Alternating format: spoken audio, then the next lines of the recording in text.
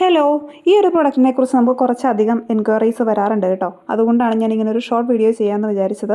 ഇത് നമ്മുടെ ചാർക്കോളിൻ്റെ സ്ക്രബാണ് കേട്ടോ. അപ്പോൾ സ്ക്രബ് എന്ന് പറയുമ്പോൾ പൊതുവേ നമ്മുടെ മൈൻഡിലേക്ക് ആദ്യം വരുന്നത് വലിയ തരികളുള്ള പ്രൊഡക്റ്റാണ്. പൊതുവേ അങ്ങനെയാണല്ലോ സ്ക്രബ് എന്ന് പറയുന്നത്. പക്ഷേ ഇതെന്ന് വെച്ചിട്ടുണ്ടെങ്കിൽ വളരെ തരികളായിട്ടുള്ള നമ്മുടെ ഏതൊരു സ്കിന്നിനും നല്ല രീതിയിൽ ഒത്തുപോകുന്ന ടൈപ്പുള്ള ഒരു സ്ക്രബാണ് കേട്ടോ. ഏത് സ്കിൻ ടൈപ്പിനും ഇത് യൂസ് ചെയ്യാൻ പറ്റും.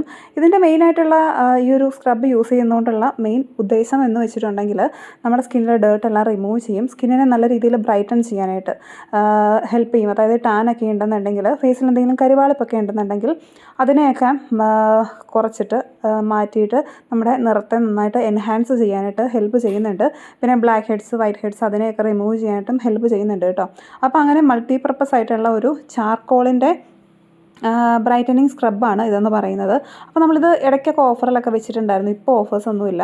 സ്ഥിരമായിട്ട് ഇത് പർച്ചേസ് ചെയ്യുന്ന ആൾക്കാരൊക്കെ ഉണ്ട്. ഞാനിത് യൂസ് ചെയ്യുന്നതാണ് കേട്ടോ. നമുക്കിത് വീക്ക്ലി ഒരു ത്രൈസൊക്കെ യൂസ് ചെയ്യാം.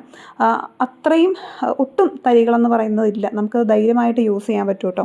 കാരണം ഒരുപാട് തരികളുള്ള സ്ക്രബുകളൊക്കെ നമ്മൾ ഫേസിൽ യൂസ് ചെയ്തിട്ടുണ്ടെങ്കിൽ നമ്മുടെ സ്കിന്നിൽ സ്ക്രാച്ച് പോലെയുള്ള ഇങ്ങനെ പാടുകളൊക്കെ വീഴാനായിട്ട് ചാൻസ് ഉണ്ട്. സ്ക്രാച്ച് മീൻസ് ഇങ്ങനെ പാടുകൾ അല്ലെങ്കിൽ വരകളൊക്കെ വീഴാൻ ചാൻസ് ഉണ്ട്.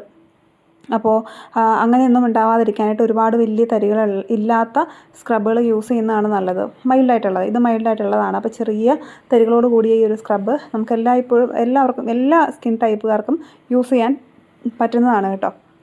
അപ്പോൾ ഇടയ്ക്കൊരു സ്ക്രബ് നമ്മുടെ സ്കിന്നിൽ യൂസ് ചെയ്യുന്നതും വളരെ നല്ലതാണ്. ഏത് സ്ക്രബ് വേണം എന്നുള്ളത് നിങ്ങളുടെ ചോയ്സാണ്. അപ്പോൾ ഞാൻ ഈ ഒരു സ്ക്രബിനെ കുറിച്ച് പറഞ്ഞു തന്നേ ഉള്ളൂ. അപ്പോൾ ഇതിൻ്റെ മെയിൻ കണ്ടൻറ് എന്നുള്ളത് ചാർക്കോൾ തന്നെയാണ് കേട്ടോ. അപ്പോൾ ഇതിൻ്റെ റേറ്റ് വരുന്നത് 300 ആണ്. അപ്പോൾ ഇത് റെഗുലറായിട്ട് നമ്മുടെ യൂസ് ചെയ്യുന്ന നമ്മുടെ കസ്റ്റമേഴ്സൊക്കെ ഒരുപാടുണ്ട് കേട്ടോ, നേരത്തെ തൊട്ടേ. അപ്പോൾ നമ്മുടെ സ്ക്രബിൽ നമുക്ക് കുറേ അധികം വെറൈറ്റി സ്ക്രബുകളൊക്കെ ഉണ്ട്. പക്ഷേ ഇതിൽ ഏറ്റവും ടോപ്പായിട്ടുള്ള ഏതാണെന്ന് ചോദിച്ചിട്ടുണ്ടെങ്കിൽ ഞാൻ ഈ ചാർക്കോൾ സ്ക്രബിൻ്റെ പേര് തന്നെ പറയുള്ളൂ. അവക്കോടെ ഉണ്ടായിരുന്നു, പക്ഷേ അതിൽ തരികൾ കൂടുതലാണ് കേട്ടോ. ഇതിപ്പോൾ വളരെ മൈൽഡായിട്ടുള്ള, വളരെ മൈന്യൂട്ടായിട്ടുള്ള തരികളുള്ള സ്ക്രബാണ്.